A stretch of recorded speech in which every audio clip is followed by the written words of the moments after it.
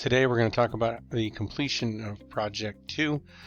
This will be the last assignment 2.6, and then the process of uploading is how we're going to kind of start things off here today. So if you had a chance to go out and look around the internet, the program CyberDuck is available at cyberduck.io.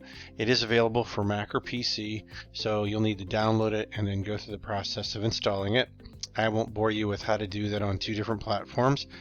I'm hoping you guys are bringing a little bit to the table, but if you have problems, please call, text, or email me. All right, so here is what we're going to need to do. In order to upload your files, you literally are going to have 3 bits of information. The first one is going to be your host name, and then your username, and then your password. I have a host name for you guys, which will be whatever your network login is. So that it's going to be in my situation, JB123. And then following that, you will have icc-gcom.com. So you will be substituting the first 5 characters here for however you log on to the ICC network, or for the first part of your email address before the @ symbol. That's what you're going to plug in here with a period, then icc-gcom.com, all lowercase. Then your username will be those exact same characters that you use for your login. It's usually your initials and then 3 numbers. Sometimes you have a alphabetical character following those 3 numbers. But in general, that's what you get. And the password this year will be GCOMM@2020. So GCOMM@2020, all lowercase. So once you've plugged that information in, you should be routed to your server space, and this will be the view that you should have here. So what you're going to want to do is double click on the public HTML. That will allow you to go inside of your web server, and then you should see something that looks like this. You'll see final, midterm, and then your 10 projects. This is where we're going to be uploading all of our files so that I can get to them and grade them. If you dump them into this folder, I won't know what you're doing. You won't be able to see them on the internet when I tell you how to find them, and of course it'll make it more difficult for me to give you the grades. So please make sure you navigate inside of this folder. You can tell which folder you're in by actually looking up here at the very top. So one of the ways of uploading is by making sure that you know where your folder is for your project, because you'll need to navigate to it. You're literally going to go to this little icon right here, which is called Actions, and then dropping down you'll be able to navigate to the Upload action. And then once you're in that, you'll see the window will change. You're going to select the files inside of the project folder that you've created for your Project 2, and then you're going to upload that. I get asked many times, could you make sure I did it? Well, I could, but I don't need to, because you should be doing that.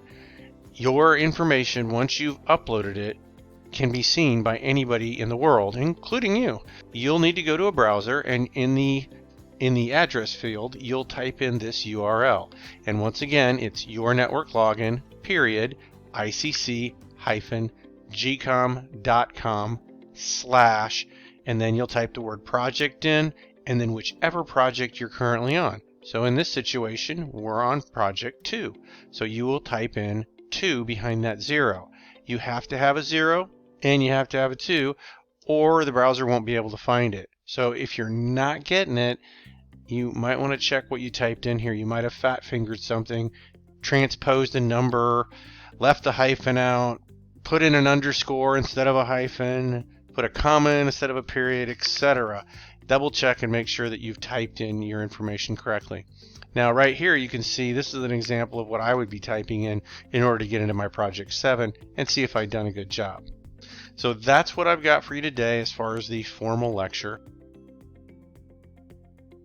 Just to make sure that you guys are able to upload your files once you've completed all 6 assignments for Project 2, just wanted to run through a real quick demo.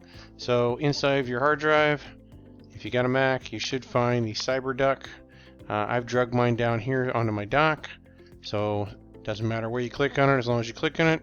And then once you've got this window up, you click on New Connection. You're going to type in your domain.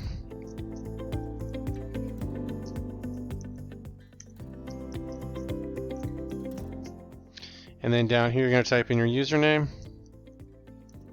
And then down here, you're going to type in your password. So that would be, once again, all lowercase GCOMM at 2020. And then we'll go ahead and click Connect. If you get a little pop-up window, don't sweat it. Just hit Don't Ask, and then hit Continue, and you should be good. We'll double click here. We're going to go inside a public HTML, and then we're going to go inside of Project02. Now, once we're inside of there, we can simply click on the gear, go to Upload, browse into the class folder, single click, don't double click. And then once you've gotten to the area where you found all your images, you can just drag over them and then hit upload, and everything should bounce up. Now you've got a window here that's listing all of your transfers. And there we go. We've got everything uploaded. Say that you have items that you want to get rid of because maybe you uploaded the wrong one. You can simply go here to delete and remove them. Okay? And then you would just go to upload, and then you could add them back in again.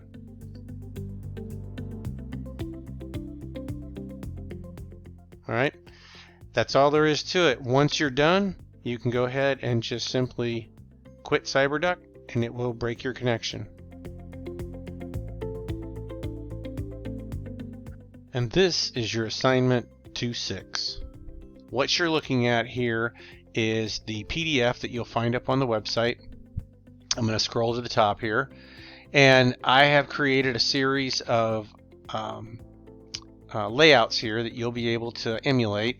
These are all H3s right here, all of these titles that you're seeing here. So those are heading H3s, and then the titles are telling you what you need to do. Some of this stuff should be pretty familiar. I am going to ask you guys to do some square bullets, and I'm going to put some special characters in here. Now, once again, go onto the internet, look around, because ampersand is not the one on the keyboard, neither is your greater than or less than. Those are special characters that it is critical you use the codes for, and not the keyboard characters that you're normally typing. So address, probably already seen that. We're doing the range of heading tags here. Here I'm asking you guys to put together a series of type that you're going to have a immediate drop down to the next line. So I would strongly not recommend you use paragraph tags on. Do a little looking around in your PowerPoints and see how you can create a tag that you can attach a rule to that won't generate any extra space. And once again, I hope it goes without saying, I want all of your rules to be up in the head. Everything you're seeing here as far as alignment, so this little chunk of orange text over here, which is 1 EM and it's times, this right here that's 1.5 M and it's Helvetica, and this is 2 M and it's Arial. All those rules that it took to make that happen should be up in your head, not in your content. We are not doing any CSS that is inline, period. You'll notice that I have a list here, this text right here, strong compared to the other items in the list. So that is not a heading. It is a form of bold. And down here I created a CSS rule, very similar to what I did in one of the other assignments, and I made that text bold too. So the background here is pink. The items here are purple. This whole list is yellow.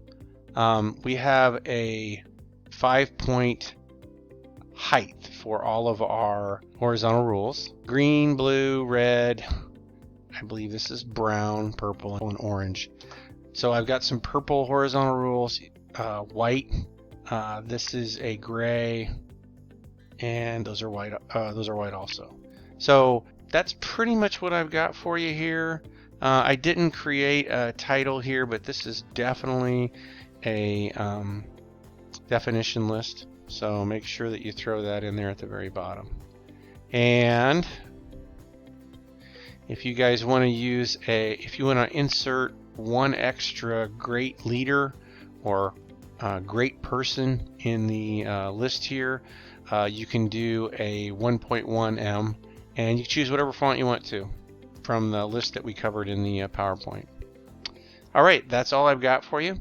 Thank you, and have a great day.